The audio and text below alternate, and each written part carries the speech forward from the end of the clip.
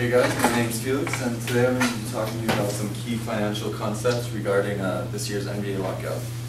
So I first started getting interested in this topic last summer when I started following some of the free agency movement in the NBA, and I started asking myself, how could certain teams sign so many players in the league where there's a salary cap?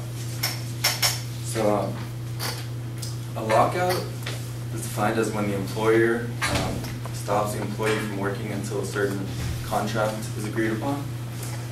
So when it comes to the NBA, this contract is going to be the collective bargaining agreement. So David Stern, the league commissioner, he represents the owners in the league, and Billy Hunter represents the players.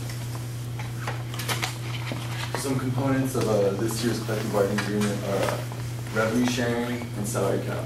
So whether it's going to be a hard salary cap system or a soft salary cap system. So currently there's $4 billion of revenue in the league, and the players get 57% of their revenue while the owners have 43%. Some of the goals on both sides of this year's collective bargaining agreement are going to be David Stern with like a 50-50 split in revenues, so he believes 22 out of 30 teams are losing money. The players want no lower than 53% share. They believe that a way to solve this problem, teams losing money, is that the owners could sort of share revenue within themselves.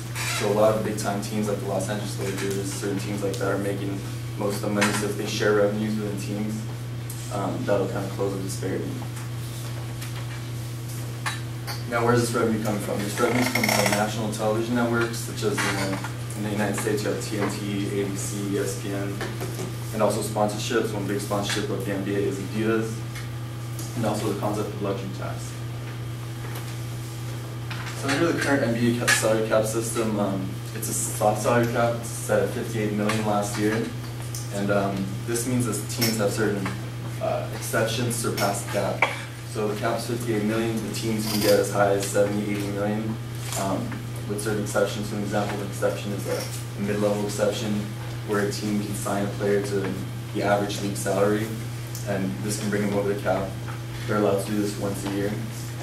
And also luxury tax. So luxury tax is a sort of complicated formula. The league sets a tax level where they, if a team surpasses this tax level, they have to pay $1 to the league for every dollar they go over, and the league takes this money and it disperses it around to the non-tax-paying teams. It's kind of a way to separate the revenue, give an advantage to smaller markets. This doesn't always happen. For some of their perspectives, the owners don't necessarily like this. They'd rather have a hard cap salary system where there's no exceptions. The players who like it. It gives them freedom to go whichever teams they like. Teams have flexibility to sign big-time players. So this is a graph showing kind of how the luxury tax has been affected, how the whole system has been affected. You see a positive correlation between team payroll and team wins. So teams like the Dallas Mavericks, a big payroll, a lot of wins, compared to teams like the left, you see Charlotte, small payroll, not a lot of wins. And this is as of 2005. So some of the salary cap goals during these negotiations are going to be owners, like I said, want a hard cap. They want no luxury tax, no exceptions, and they believe this will decrease disparity in the league, create more competition. The players don't want to change the current system. They like the way things are, and they believe that even changing it to a hard salary cap system won't really make a difference, because a lot of the small markets like Indiana, small teams, don't even have enough money to pay to get to the salary cap level.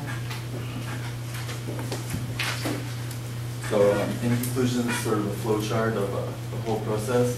You start with the lockout, negotiations.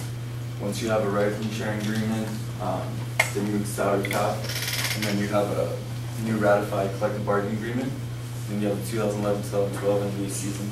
And also certain times the lockout never ends, so certain seasons need to be canceled, such as the 2004-2005 NHL season when the whole season was canceled due to labor disputes.